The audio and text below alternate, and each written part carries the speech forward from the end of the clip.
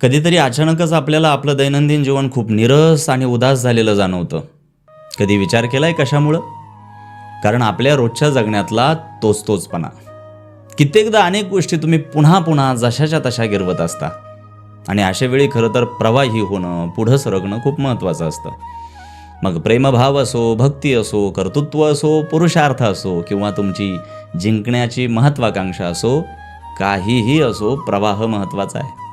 माऊली ज्ञानोबरायांच्या भाषेत सांगतो, परी ठाकिली ही सागर, जैसा मागीलही यावा आणि वार, तिये गंगेची ऐसा पडी भर प्रेम भावा. ग्रंथराज ज्ञानेश्वरी अध्याय 12 ओवी क्रमांक 37.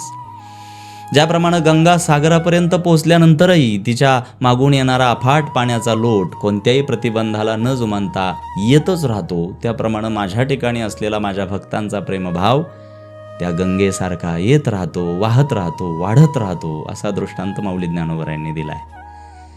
अहो, साचल्यावर तर पाणी सुद्धा डासांची उत्पत्ती करतं. त्यामुळं प्रवाही राहणं कधीही चांगलं.